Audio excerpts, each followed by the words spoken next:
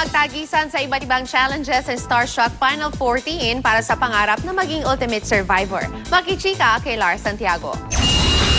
Congratulations! Nang marinig na ng Starstruck hopefuls ang tunog ng heartbeat bago ipahayag ang Final 14, hindi birong kaba ang kanilang naramdaman. Kaya naman hindi raw kayang ilarawan sa salita ang kanilang saya nang tawagin ang kanilang pangalan bilang bahagi ng Final 14. Sa studio po, as in rinig na rin yung boom, dug, dug, as in sobrang malakas po.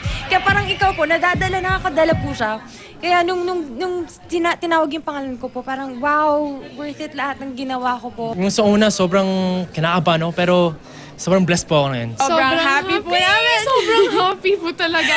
It's worth the wait po talaga. Kinakabahan ako kahit na-fast track ako. Kinakabahan din po ako para sa iba. Pero ngayon kompleto kaming 14. Sobrang masaya po ako. Ngayong sila na ang opisyal na haharap sa iba't ibang hamon ng Artista Search, handang-handa na raw sila na paglabanan ang titulo bilang Starstruck Ultimate Survivor. I'm just gonna really try my best and put my everything in any challenge or anything that's been given to me as a task, and praying to God and hoping that it's enough for me. Sobrang gagawin namin lahat kasi para ma-prove sa kanila lahat na deserve namin yung kung saan kami ngayon. Workshops, practice, exercise namin lahat. Focus lang. Ang unang Ultimate Female Survivor at ngayon ay judge na si Jenilyn Mercado, nagpahayag ng paghanga sa Final 14. Kumbaga ano na lang magagaling na sila eh. Wala na sigurong kumbaga enhancement na lang. Wala nang kailangan pang buuin kasi buo na sila. Magaganda na, magagaling na namang kumanta, sumayaw, marunong na rin umarte. So ano na lang talaga.